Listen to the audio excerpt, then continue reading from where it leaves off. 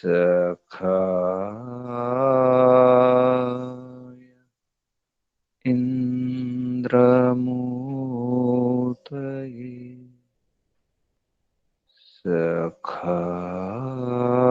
सखाय इन्द्रमूर्तये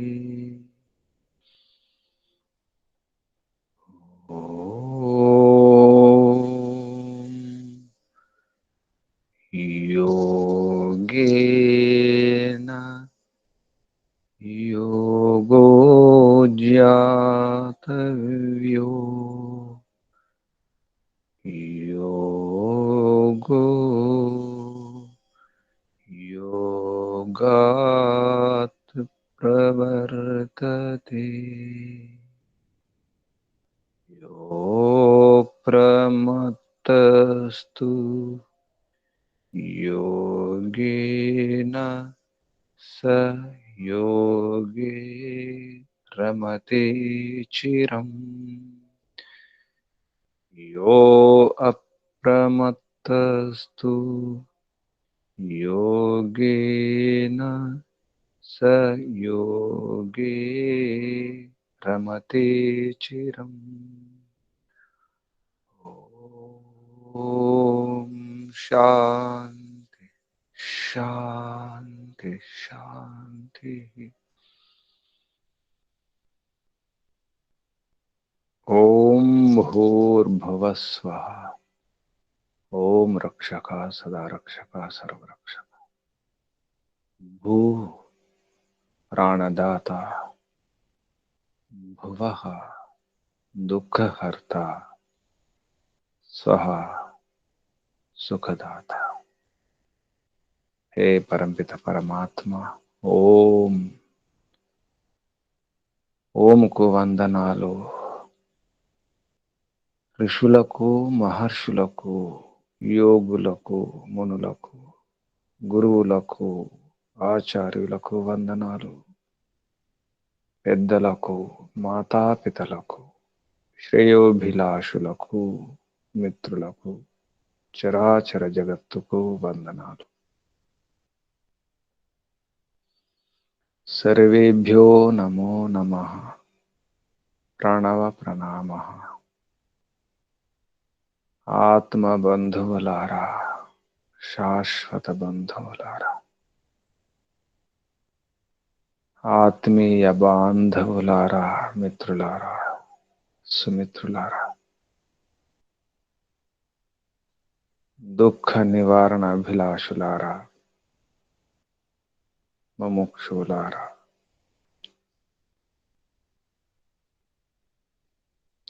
మన కష్టాలకు బాధలకు దుఃఖాలకు అసలు ఈ జన్మ కారణం ఈ జన్మ రావడానికి ఎన్నో కారణాలు ఉన్నాయి ఎన్నో దోషాలు ఎన్నో పొరపాట్లు ఎన్నో పుణ్యాలు సుకృతాలు ఉన్నాయి ధర్మాధర్మాలు మన కర్మకు మనమే కారణం ప్రయత్నం చేస్తున్నాం కష్టాలు దుఃఖాలు పోయినట్టు అనిపిస్తున్నాయి మళ్ళీ వస్తున్నాయి చిన్న చిన్న దుఃఖాలు కూడా పోవడం లేదు చిన్న సమస్యలు కూడా మళ్ళీ తిరిగి వస్తున్నాయి అంటే ప్రయత్న లోపం ఏదో ప్రయత్న లోపం ఉంది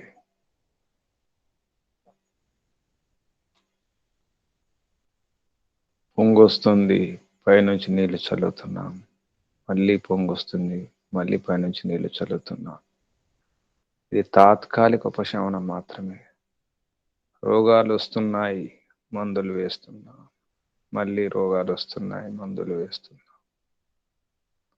అని చేస్తున్నాం ఆపడానికి ప్రయత్నం చేస్తున్నాం కానీ కారణం తెలియడం లేదు ఎందుకు పొంగు వస్తుంది పొంగు రావడానికి కారణం ఉష్ణం వేడి కింద నుంచి వేడి ఉంది ఆ విషయాన్ని పట్టుకోవడం లేదు గమనించడం లేదు కింద వేడి తగ్గిస్తే చాలు ఆ అగ్ని తీసివేస్తే చాలు, అసలు ఏ పొంగు రాదు.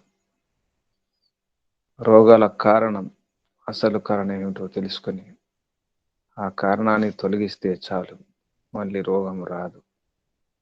అలాగే సమస్యలకు కూడా కారణం ఉంది, దుఃఖాలకు కష్టాలకు కారణం ఉంది. అసలు కారణం ఏమిటి? మూల కారణం ఏమిటి? కారణాలు తెలుసుకోవడానికి ప్రయత్నం చేస్తున్నాము. అసలు కారణం ఏమిటి? ప్రధాన కారణం, దాని గురించి కపిల మహర్షి సాంఖ్య దర్శనంలో చెప్పడం జరుగుతుంది. ఈ బంధనానికి కారణాలు ఎన్నో ఉన్నాయి. బంధనం అంటే దుఃఖాలే.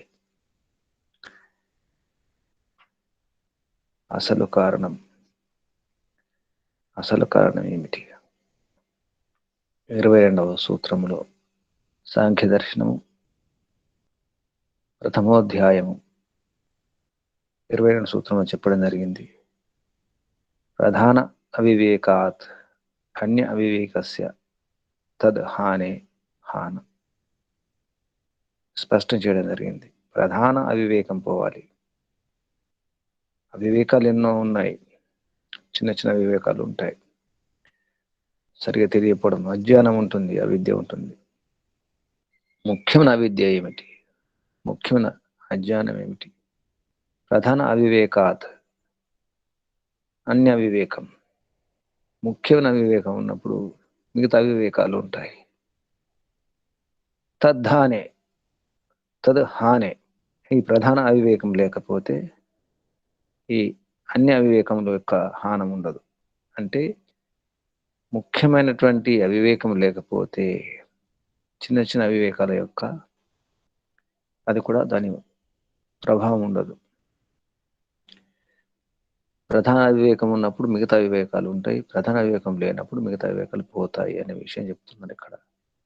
ప్రధాన అవివేకాద్ అన్య అవివేకస్య, అవివేకం ఉంటుందని అర్థం.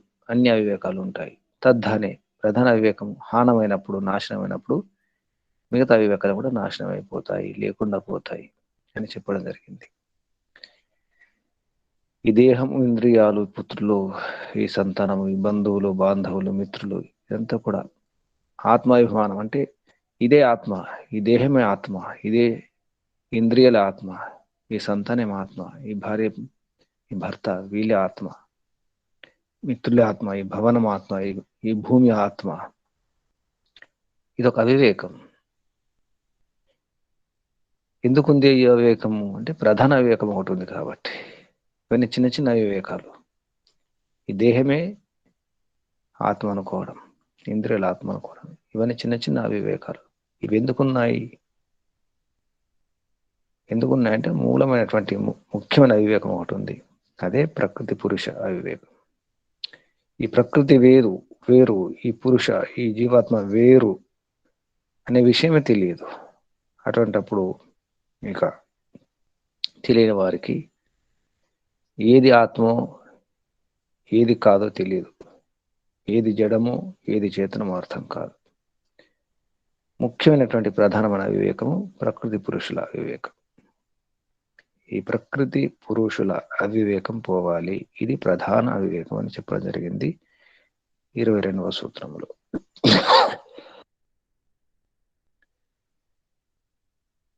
ఈ అవివేకం పోయినప్పుడు మిగతా వివేకాలన్నీ పోతాయి.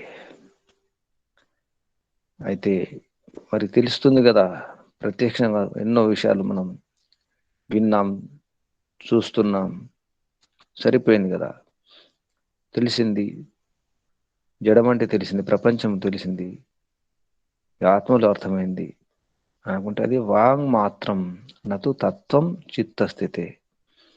అది వాక్కు, అది కేవలం మాట వరుసకే, అంతవరకు అర్థమైంది. కానీ నిజమైన వివేకము రాలేదు, ఇంకా కలగలేదు.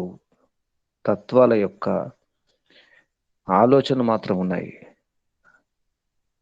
ప్రత్యక్షం అనిపిస్తుంది, కళ్ళకు కనిపిస్తున్నాయి, చెవులకు వినిపిస్తుంది, అంతా బాగానే ఉంది. కానీ అది వివేకం కాదు, ప్రధాన వివేకం అది కాదు.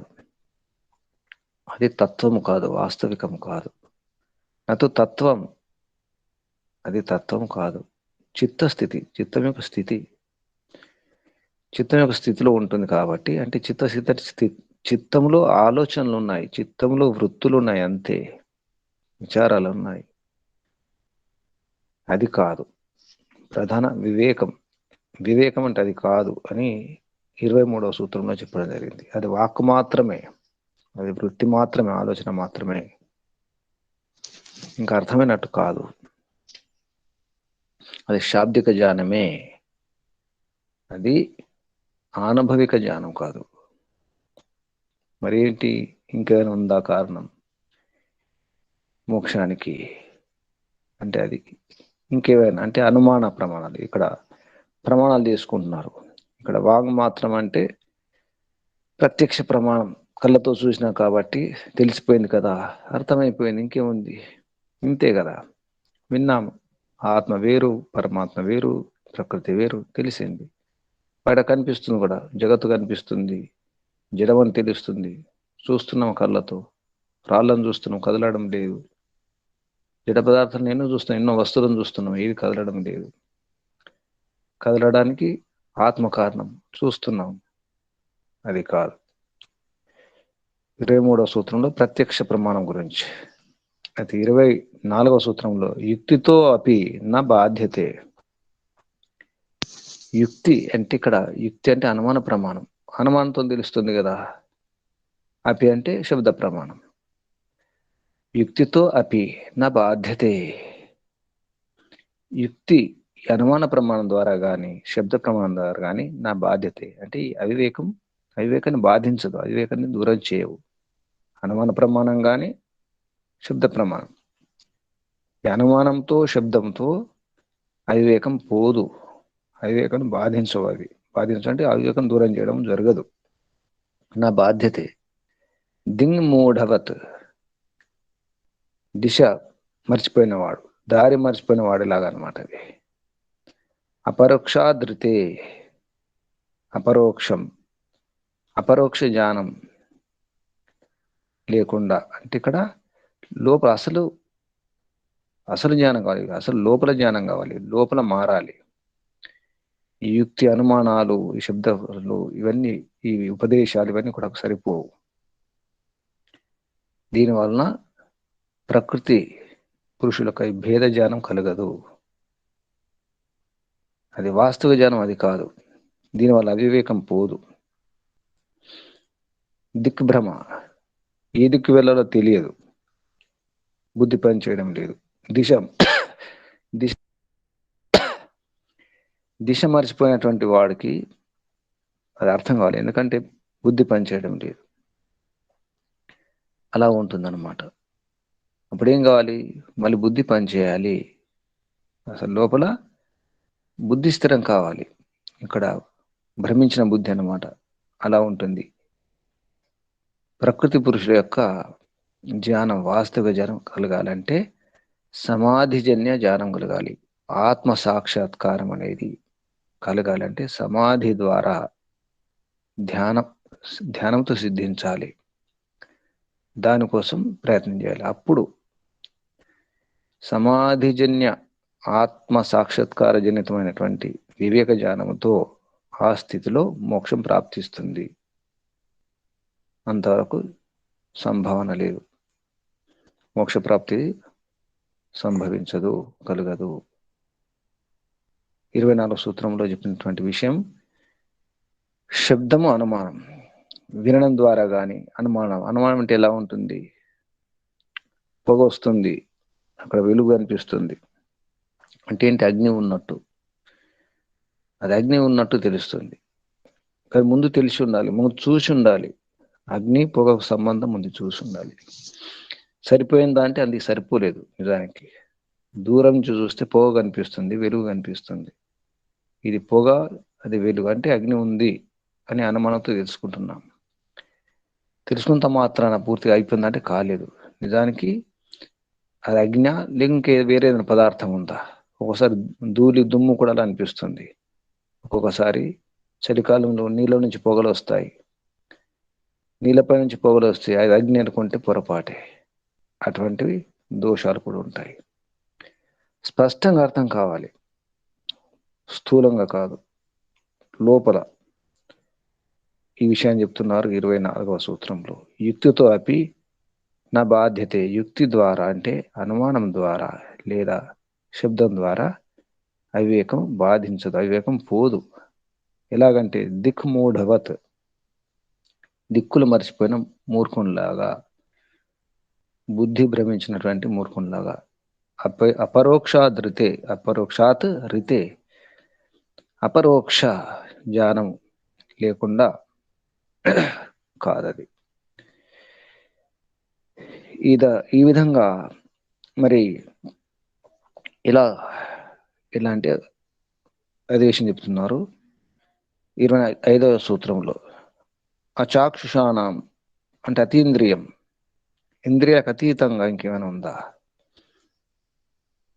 ఇంద్రియ అతీతంగా అంటే మనకు కళ్ళతో కాకుండా, ఈ చక్షులతో కాకుండా, బోధ ధూమాదిభిరివ వహిని, అగ్ని ధూమం, ఇది కూడా కాదని స్పష్టం చేస్తున్నారు. ఇది కాదు, మరి ఇది ఎలా తెలుసుకోవాలి, ఎలా అర్థం కావాలి? ఎలా అర్థం కావాలంటే అసలు సూత్రం ఇక్కడ వచ్చింది. ఇప్పుడు 26వ సూత్రంలో ఏమి అర్థం కావాలి, దేని గురించి అర్థం చేసుకోవాలి? అగ్ని, పొగ ఇదే సరిపోతుందా? అగ్ని ఉంది, పొగ ఉంది, ఇది ఒకటి సరిపోదు కదా. ఏ పదార్థాల గురించి వివేక జ్ఞానం కలగాలి?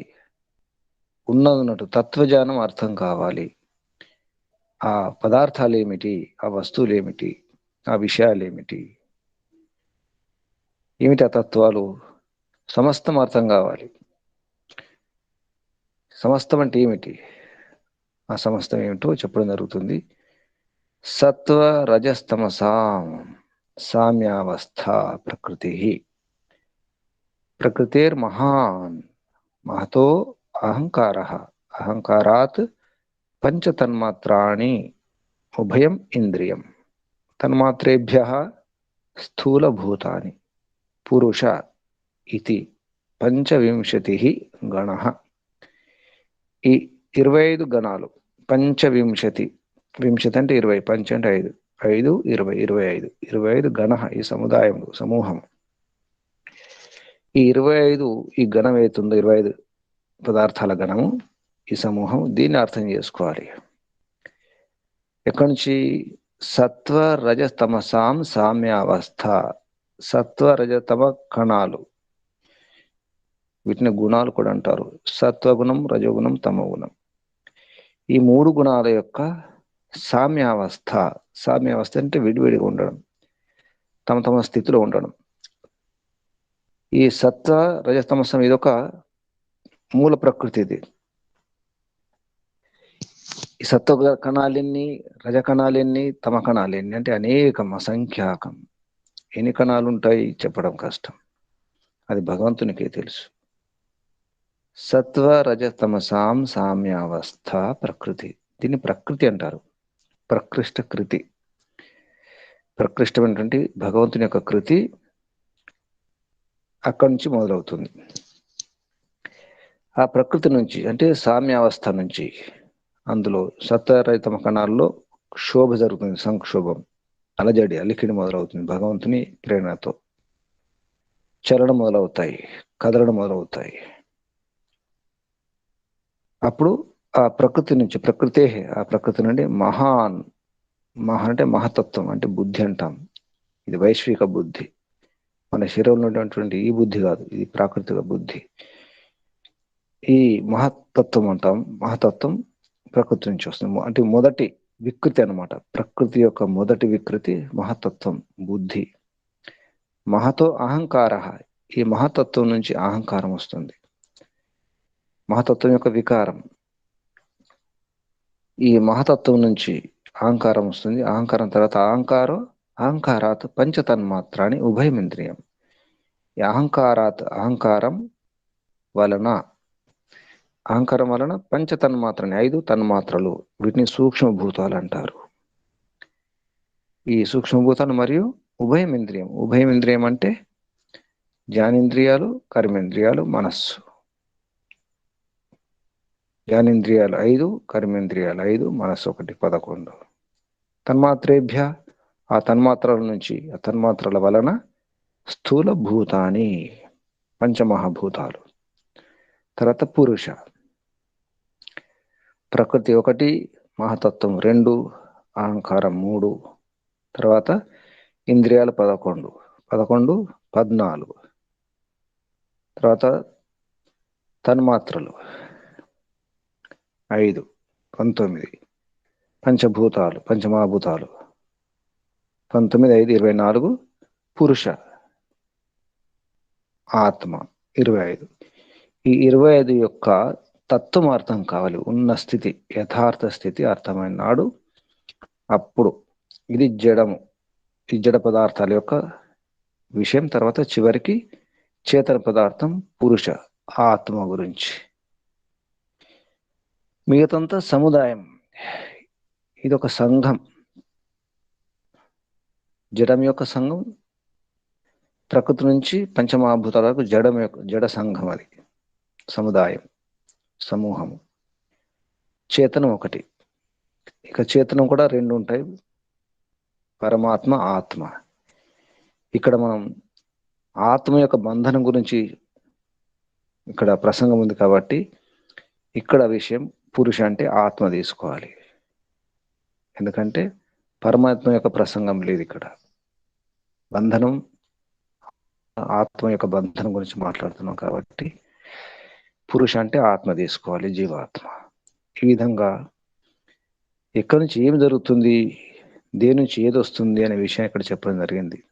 ఇది ముఖ్యమైన సూత్రం. సాంఖ్య దర్శనం వివరించేది, స్పష్టం చేసేది వీటి గురించి. సత్వ రజస్తమసాం సామ్యావస్థ ప్రకృతి. సత్వ తమసాల యొక్క సామ్యావస్థను ప్రకృతి అంటారు. ప్రకృతి నుంచి మహాన్, ప్రకృతిర్ మహాన్, మహతో అహంకార, అహంకారాత్ పంచతన్మాత్రాణి ఉభయమింద్రియం తన్మాత్రేభ్య స్థూలభూతాని పురుష ఇది 25 గణ. ఇది సూత్రం. ఇది కాబట్టి ఈ మూల ప్రకృతి, ఇది ఉపాదాన కారణం. రొట్టె చేయడానికి, చపాతి చేయడానికి పిండి అవసరం. చపాతికి పిండి ఏ విధంగా ఉపాదాన కారణమో ఆ విధంగా మహతత్వం ఏర్పడడానికి మూల ప్రకృతి ఉపాదాన కారణము. అలాగే అహంకారానికి మహతత్వం ఉపాదాన కారణం అవుతుంది. అలాగే తన్మాత్రలకు, ఉభయ ఇంద్రియాలకు కారణం అహంకారం. పంచమహాభూతాలకు కారణం తన్మాత్రలు. ఇక ఇంద్రియాలు దేని కారణం? ఇంద్రియాలు చివరి, ఇంద్రియాల తర్వాత ఏది రాదు కాబట్టి ఇంద్రియాలు వీటికి కూడా ఉపాదాన కారణం కాదు. ఈ విధంగా చెప్పడం జరిగింది. ఇక ఈ 27వ సూత్రంలో వెనక్కి తీసుకెళ్తున్నారు. ఇదంతా కూడా సృష్టి క్రమం. సత్వ రజస్తమసాల నుంచి ప్రకృతి, ఆ ప్రకృతి నుంచి మహతత్వం, మహతత్వం నుంచి అహంకారం, అహంకారం వలన తన్మాత్రలు, ఉభయేంద్రియాలు, తన్మాత్రలతో స్థూలభూతాలు, ఇవి ఏర్పడతాయి. ఇదంతా కూడా సృష్టి నిర్మాణ క్రమం. ఇప్పుడు వెనక్కి వెళ్తే ప్రళయ స్థితి ఎలా ఉంటుంది అనే విషయం. వెనక్కి వెళ్ళడం. దేనికి ఏది ఉపాదాన కారణం, ఏది కార్యము, ఏది కారణం? కార్యానికి కారణం ఉంటుంది. 27వ సూత్రం అదే చెప్పడం జరిగింది. దేనికి ఏది ఆధారము, ఏది కారణము? కనిపిస్తున్నటువంటి పంచ మహాభూతాల కారణం ఏంటి? తన్మాత్రలు. స్థూలాత్ పంచ తన్మాత్రస్య అని చెప్పేసి 27వ సూత్రంలో చెప్పడం జరిగింది. అంటే మనకున్నటువంటి అవివేకం పోవాలంటే ఎలా పోతుంది? ఈ విషయాన్ని మనకు యోగ దర్శనం కూడా చెప్పడం జరిగింది. యోగ దర్శనంలో సంప్రజ్ఞాత సమాధి, వితర్క విచారానంద అస్మిత రూపానుగమ సంప్రజ్ఞాత, అందులో స్పష్టం చేయడం జరిగింది. సవితర్క, నిర్వితర్క, సవిచార, నిర్విచార అని చెప్పేసి అందులో ఇదే విషయాలు వస్తాయి. సవితర్కలో పంచమహాభూతాల గురించి తెలుసుకోవాలి. సవిచారం సూక్ష్మభూతాలు, ఇవన్నీ కూడా స్థూలం నుంచి సూక్ష్మం. ఈ విషయాన్ని మనకు మొదటి పాదం యోగ దర్శనం సమాధి పాదంలోనే ఇవన్నీ విషయాలు వచ్చినాయి. సంప్రజాత సమాధి విషయంలో స్పష్టం చేయడం జరిగింది. ఇవన్నీ కూడా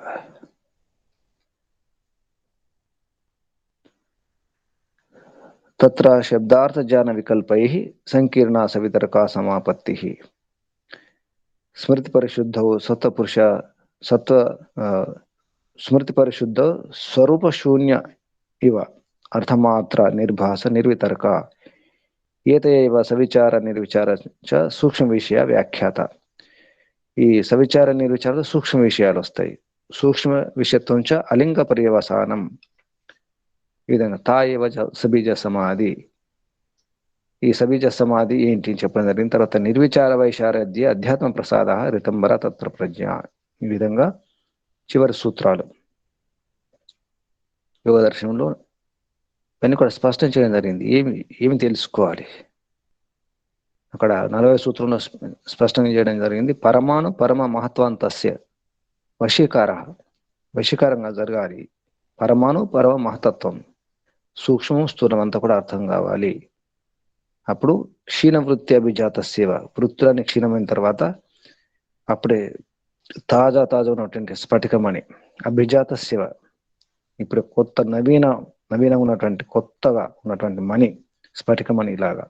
గ్రహిత్రి గ్రహణ గ్రాహ్యేషు తతస్థ తదంజంత సమాపత్తి. ఈ గ్రహిత గ్రహణం గ్రాహ్యాల గురించి ఉన్న స్థితి అర్థమవుతుంది అని చెబుతూ అక్కడ చెప్పడం జరిగింది. తత్ర శబ్దార్థ జ్ఞాన వికల్పై సంకీర్ణ సవితర్క సమాపత్తి. ఈ సమాపత్తుల గురించి చెబుతూ ఈ విషయాన్ని చెప్పడం జరిగింది. స్థూలం తెలుసుకోవాలి, ఇంకా లోపలికి వెళ్ళాలి. సూక్ష్మం, ఇంకా సూక్ష్మం, ఇంకా సూక్ష్మం అలా అర్థం చేసుకుంటూ ఉండాలి.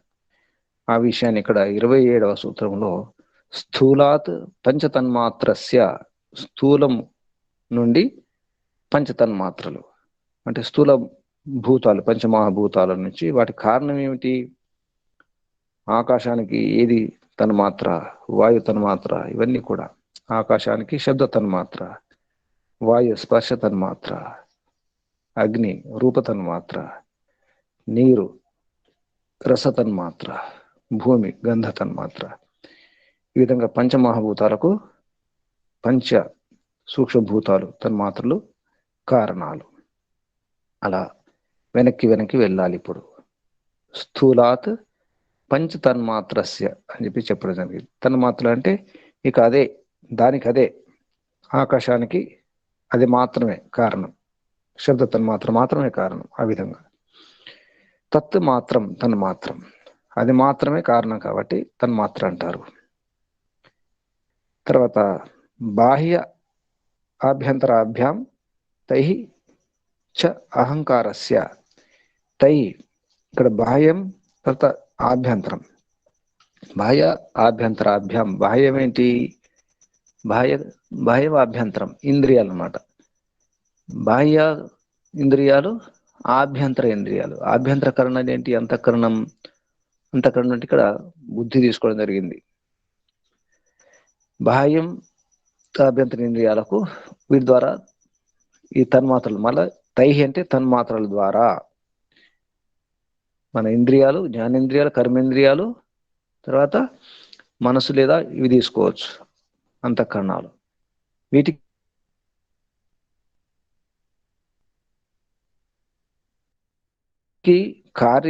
ఈ కార్యాలకు కారణం ఏమిటి? తైహి అంటే తన్మాత్రలు కూడా కార్యాలకు, మనస్సు కూడా కారణము. ఇక్కడ వెనక్కి వెళ్తున్నారు, అహంకారం కారణము అని 28వ సూత్రంలో స్పష్టం చేయడం జరిగింది. బాహ్యేంద్రియాలు అంటే కర్మేంద్రియాలు, జ్ఞానేంద్రియాలు. ఆభ్యంతరం అంటే అంతఃకరణాలు. ఇక్కడ అంతఃకరణాలు, మనస్సు ఇవి తీసుకోవడం జరిగింది. తర్వాత 29వ సూత్రంలో అహంకారం కూడా కారణం ఉంటుంది కదా, దానికి మూలం ఏమిటి, ఇంకేమైనా ఉందా అంటే తేన అంతఃకరణస్య, ఈ తేన అంతఃకరణం అంటే ఇక్కడ బుద్ధి అని తీసుకోండి. ఇక్కడ ఏదైతే మహతత్వం ఉంటుందో దానికి అంతఃకరణం పేరు పెట్టడం జరిగింది. సాంఖ్య దర్శనంలో అంతఃకరణం అని పేరు, బుద్ధి అంటే మహతత్వం. తేన దేనికి, ఈ అహంకారము ద్వారా మనం ఏం తెలుసుకోవాలి అంటే అంతఃకరణం యొక్క విషయాన్ని అర్థం చేసుకోవాలి. అంతఃకరణం అంటే బుద్ధి, మహతత్వాన్ని అర్థం చేసుకోవాలి. తేన అహంకారాత్, ఈ అహంకారంతో అంతఃకరణం అంటే బుద్ధిని తెలుసుకోవాలి. ఈ క్రమంలో తథా ప్రకృతి, ఆ బుద్ధి ద్వారా, ఆ మహతత్వం ద్వారా, దానికి కారణం ఏమిటి, ప్రకృతి అన్నమాట. ప్రకృతి యొక్క జ్ఞానాన్ని అర్థం చేసుకోవాలి. తథా ప్రకృతి అని 30వ సూత్రంలో స్పష్టం చేయడం జరిగింది. బుద్ధి కూడా మూలతత్వం ఒకటి ఉంది, ఆ మూలతత్వం ప్రకృతి. ఈ విధంగా వెనక్కి వెళ్తూ ప్రళయ స్థితి అనమాట ఇది. వెనక్కి అర్థం చేసుకోవాలి, అప్పుడు ప్రళయం తెలుస్తుంది. ఇవన్నిటికీ కనిపించే సూర్యుడు, చంద్రుడు, ఈ జగత్తు, ఈ ప్రపంచం అంతా, ఇవన్నీ కూడా పంచమహాభూతాల యొక్క కార్యరూపాలు. పంచమహాభూతాలు అంటే కనిపించే ఈ భూమి, ఇది పంచమహాభూతంలో భూమి కాదు. ఈ భూమి, ఈ తత్వము చంద్రునిలో కూడా ఉంది. అక్కడ రాళ్ళు రప్పాలు ఉన్నాయి, ఇసుక ఉంది, మట్టి ఉంది. ఇతర గ్రహాలు కూడా రాళ్ళు రప్పాలు, మట్టి, ఇసుక ఉంటుంది. కొన్నిట్లో వాయువు ఉండొచ్చు, కొన్నిట్లో అగ్ని ఉండొచ్చు. సూర్యుడు అగ్నిగోళం. ఆ విధంగా ఒక్కొక్క పంచభూతం కూడా ఉండొచ్చు. కొన్ని గోళాలు, కొన్ని ఈ గ్రహాలు వాయుగోళాలే ఉండవచ్చు, కొన్ని నీటి గోళాలే ఉండవచ్చు. ఈ విధంగా పంచమహాభూతాలు ఉంటాయి. మనకు కనిపించే ఈ భూగోళం మాత్రమే పృథ్వీ, ఇది పంచమహాభూతం, ఇది మాత్రమే. మనకు కనిపించే ఆకాశమే ఆకాశభూతం. మనకైతే మనం తెలుసుకుంటున్నాము ఈ గాలి మాత్రమే వాయుభూతం అనడానికి వీల్లేదు. వాటికి మూలం అన్నమాట. ఈ వాయువు వేరే గ్రహాల్లో కూడా ఉంది, అగ్ని వేరే చోట కూడా ఉంది, నీరు వేరే గ్రహాల్లో కూడా ఉంది. ఆ విధంగా అంటే తత్వం, నీటి తత్వం, పృథ్వీ తత్వం, అగ్నితత్వం, వాయుతత్వం, ఆకాశతత్వం అని చెప్పాలి. ఆ విధంగా అర్థం చేసుకుంటూ ప్రయత్నం చేస్తే కనిపించే ఇవన్నీ కూడా ఏమీ మిగలవు, అన్నీ పోతాయి. ఎవరూ మిగలరు, ఏదీ మిగలదు. వెనక్కి వెళ్ళిపోతే కారణానికి వెళ్ళిపోతాయి. ఏది ఎక్కడి నుండి వచ్చిందో అక్కడికి వెళ్ళిపోతాయి. ఆ విధంగా ఈ శరీరం కూడా పంచమహాభూతాల నుంచి వచ్చింది. ఈ శరీరం పోతుంది, మిగతా అన్నీ పోతాయి. చివరికి సత్వరేతమ కణాలు సామ్యావస్థకి వెళ్ళిపోతాయి. వాటి స్థితిలో అవి ఉంటాయి, స్థిరమైపోతాయి, సామ్య స్థితిలో ఉంటాయి. ఆ విధంగా ప్రళయములో ఏది మిగలదు, అంతా చీకటి లాంటి చీకటి. ఏ ఆకారం లేదు, ఏ ప్రాకారం లేదు, ఎవరు లేరు. పరమాత్మ, ఆత్మలు, మూల ప్రకృతి, ఇవి మాత్రం మిగులుతాయి. అన్నీ నిరాకారమే. మూల ప్రకృతి కూడా నిరాకారమే, ఆత్మ నిరాకారమే, పరమాత్మ నిరాకారమే. ఆ విధంగా ఈ విధంగా ప్రళయ స్థితిని చూడాలి. ఏదైనా సమస్య వచ్చినప్పుడు, ఏదైనా బాధ అనిపించినప్పుడు, లేదా ఇక్కడ ముందట ఆకర్షణ ఏదైనా ఉంటాయి, ఈ రంగురంగులు ఆకర్షణలు ఉంటాయి, ఈ అందాలు గంధాలు ఏ ఉన్నా కానీ ఏదీ మిగలదు. చివరికి అంతా ప్రళయమే, అంతా చీకటి, అంతా ఖాళీ. ఈ విధంగా అర్థం చేసుకోవాలి. దేనికి భయపడడం అవసరం లేదు. భగవంతుడు మాత్రమే మన ముందర ఉన్నాడు, మన చుట్టూ ఉన్నాడు, మన వెనక ఉన్నాడు, పైన కింద లోపల బయట అంతా భగవంతుడు ఉన్నాడు.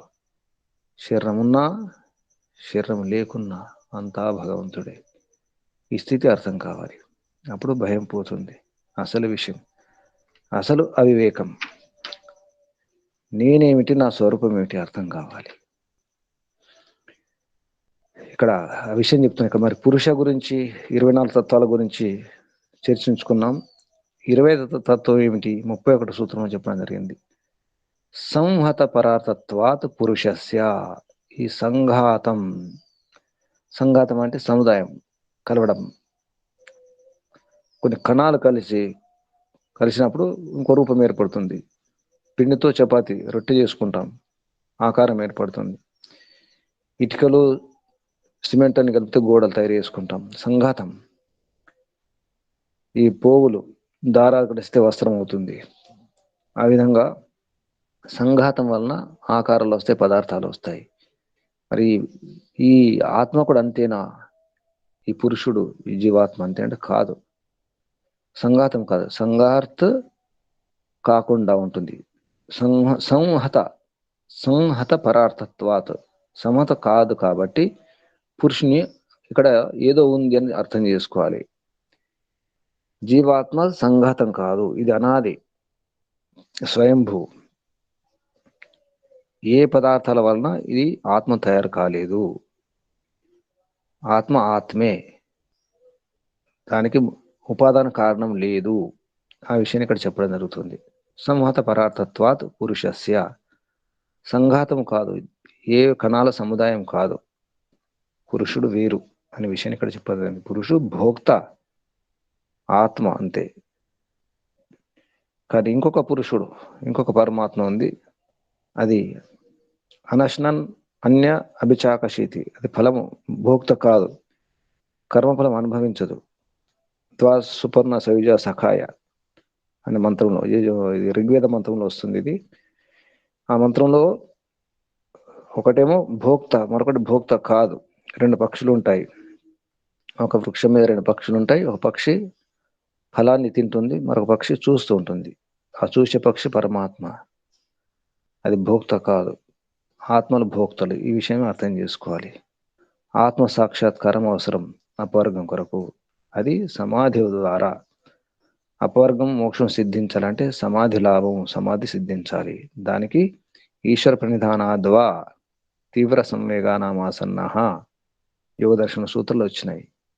అప్పుడు ఈ విధంగా 25 గణముల గురించి, 25 పదార్థాల గురించి తెలుసుకోవాలి. ఇంకా చర్చ ఉంటుంది. 31 సూత్రంలో పురుషుని గురించి చెప్పడం జరిగింది. ఇక మరి పురుషునికి ఏమైనా కారణం ఉంటుందా, ఉపాదాన కారణం ఉంటుందా? మూల ప్రకృతి అన్నారు, మూల ప్రకృతి కూడా ఇంకా కారణం ఉండొచ్చు కదా, ఇటువంటి సందేహం కూడా వస్తుంది. వెనక్కి వెళుతుంటే మూల ప్రకృతి వచ్చింది, సత్వరతమ కణాలు, వాటికి ఏమైనా కారణం ఉండొచ్చు, దానికి ఇంకేమైనా మూలం ఉండొచ్చు అంటే ఆ విషయం చెప్తున్నారు. ఇది చాలా ముఖ్యమైనటువంటి సూత్రం అర్థం చేసుకోవడానికి. ఇంకా ఇంకా ఇంకా ఇంకా ఇంకా ఇంకా కారణం, ఇంకా కారణం, ఇంకా కారణం అంటే ఎంతవరకు కారణం, ఎంతవరకు ఎక్కడో ఆగిపోవాల్సి వస్తుంది కదా. ఏదో ఒక కారణం దగ్గర ఆగాల్సి వస్తుంది.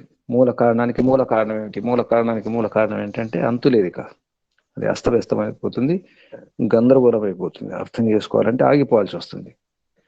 ఆగిపోవడమే. గార్గిని అంటాడు యాజ్ఞవల్కుడు జనకుని మహాసభలో, గార్గి ఇక అడగకు, అతి ప్రశ్న మా ప్రాక్షి అడగకు, ఇది అతి ప్రశ్న అవుతుంది, నీ శిరస్సు పడిపోతుంది, చాలు. దీనికి ఏది ఆయతనం, దీనికి ఏది ఆధారం, దీనికి ఆధారం, దానికి ఆధారం అడుగుతూ ఇంకా పరమాత్మ అన్నిటికీ ఆధారం అంటే ఆ పరమాత్మకు ఆధారం ఎవరంటే అప్పుడు యాజ్ఞవల్క మహర్షి చెప్తాడు, చాలు, ఆగిపో, ఎక్కువ అడుగకు. ఆ విధంగా ఇక్కడ ఒక సూత్రం ఉంది, మూలే మూలాభావాత్ అమూలం మూలం. చక్కని సూత్రం ఇది. కేవలం మూలం శబ్దం తప్ప ఇంకేమీ లేదు, మూలం అభావాత్ తప్ప. మూలే మూల అభావాత్, మూలంలో మూలం యొక్క అభావం ఉండడం వలన అమూలం మూలం. ఇక మూలరహితం దానికి మూలం ఉండదు, మూలానికి మూలం ఉండదు, అది మూలరహితం, అమూలం. మూలే మూలములో, మూల అభావత్ మూలంలో మూలం యొక్క అభావం ఉండడం వలన అమూలం మూలం, మూలానికి అమూలం. ఇక మూలంకు మూలం లేదు, ఇక స్పష్టం, మళ్ళీ అడగకూడదు. ఆ విధంగా చెప్పడం జరిగింది 32వ సూత్రంలో. మూలానికి మూలం ఉండదు, మూలే మూల అభావాత్ మూలములో మూలం యొక్క అభావం ఉండడం వలన అమూలం మూలం. మూలే మూల అభావాత్ అమూలం మూలం, మూలానికి మూలం లేదు, ఆగిపోవాలి అంతే. అంటే సత్వరతమ కణాలకు ఆ సామ్యావస్థ ఏతుందో దాని తర్వాత ఇక మూల ఉపాదాన కారణం లేదు.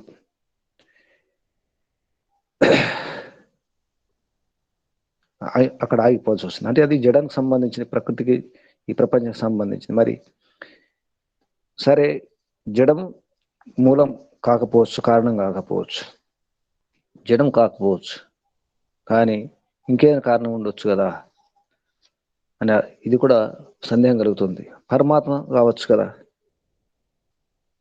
మూల ప్రకృతికి ఆ జడం కాకపోవచ్చు, కానీ పరమాత్మ కావచ్చు.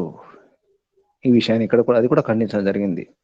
ఇది కూడా సరైన పద్ధతి కాదు అని చెప్పేసి, పారంపర్యే అపి ఏకత్ర పరినిష్టేతి సంజ్ఞా మాత్రం, ఇక్కడ ఆగిపోవాల్సి వస్తుంది. పారంపర ఇలాగే వెనక్కి వెళ్తే ఎక్కడి దగ్గర ఆగాల్సి వస్తుంది. పరినిష్ట అంటే అంతం, పరినిష్ట అంతం అవసరం. ఇది సంజ్ఞా మాత్రం, ఇది నా మాత్రమే, ఇది చెప్పడానికి కానీ ఇక మూలం ఉండదు. ఈ పరంపర ఇలా అనుకుంటే ఏకత్ర, పారంపర్య అపి ఏకత్ర, ఒక దగ్గర ఆగిపోవాల్సి వస్తుంది. కిసి ఏక్ జగహ పర్ అంత్ ఆవశ్యక్ హే. సంజ్ఞా మాత్రం, ఇది పేరుకు మాత్రమే చెప్పడం జరుగుతుంది అలా అనిపిస్తుంది, కానీ అది వాస్తవం కాదని 33వ సూత్రంలో స్పష్టం చేయడం జరిగింది.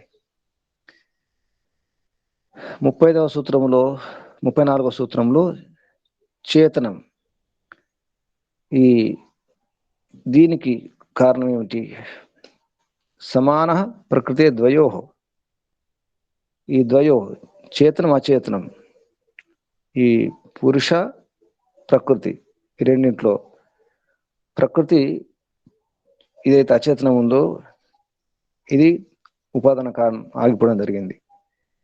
మరి ఈ రెండిటికి అసలు కారణం ఉండొచ్చు కదా పరమాత్మ, అది కూడా కాదు అని స్పష్టం చేస్తున్నారు. ఏది కాదు నిజానికి, పరమాత్మ కూడా అక్కడ కూడా ఆగిపోవాల్సి వస్తుంది. అంటే ఉపాదాన కారణం కాదు, పరమాత్మ ఉపాదాన కారణం కావడానికి వీలేదు, కాబట్టి ఇక్కడ ఆగిపోవాలి. ప్రకృతే ద్వయో, ద్వయో అంటే ఈ రెండింటిలో ప్రకృతి ఇదంతా కూడా ఆగిపోవాలి.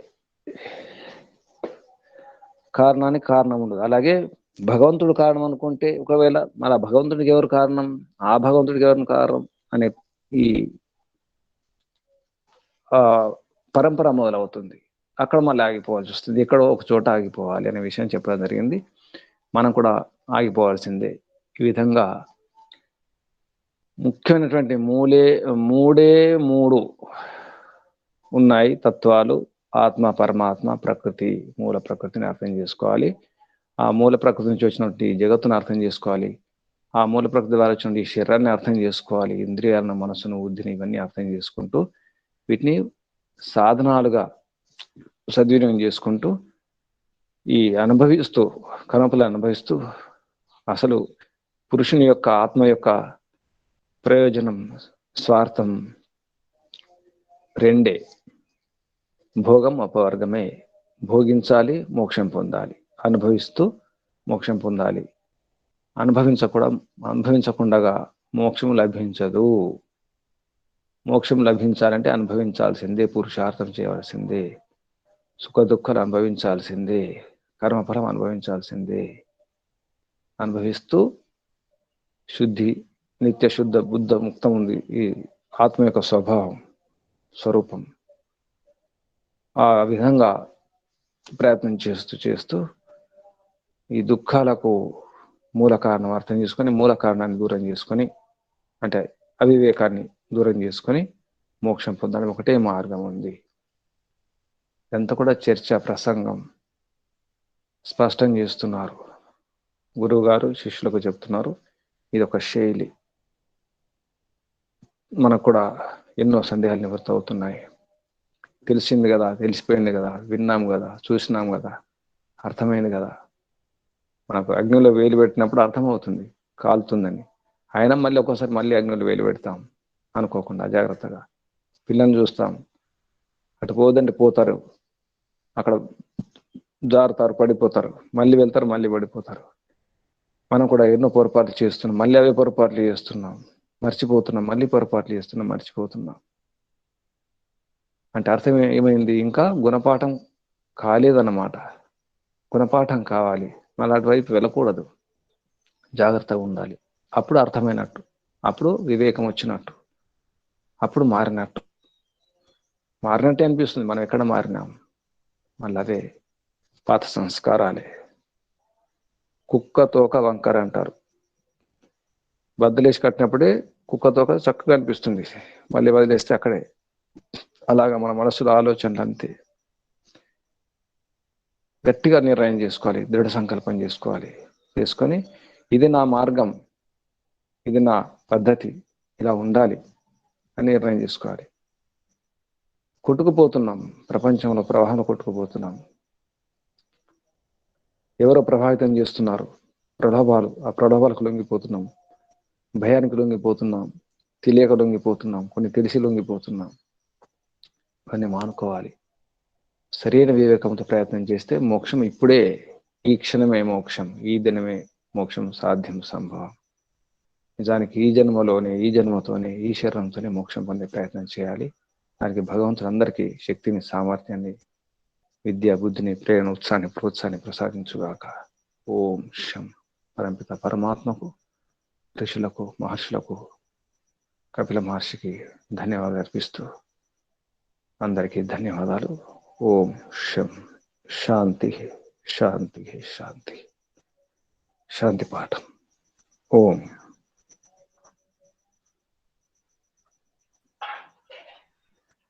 ఓం. शांति पाठ। ओम शांतिरंतरिक्षं शांतिः पृथिवी शांतिराप शांतिरोषधयः शांतिः वनस्पतयः शांतिर्विश्वे देवाः शांतिः ब्रह्म शांतिः सर्वं शांति शांतिरेव शांति सामा शांति। शांतिरेति। ओ ओम शांति शांति शांति। ओम नमो नमः। ధన్యవాదములు. ओम ఓం గురుభ్యో నమః. ओम ओम నమస్తే గురూజీ, ధన్యవాదములు. సర్వేభ్యో నమో నమః. ओम गुरुभ्यो नमः. नमस्ते गुरुजी. ओम नमस्ते। ओम నమస్తే గురూజీ, ధన్యవాదాలు. నమస్తే గురూజీ. ओम नमस्ते। ఓం ప్రణామः గురూజీ. ओम नमस्ते। नमस्ते गुरुजी, ధన్యవాదాలు. नमस्ते। ओम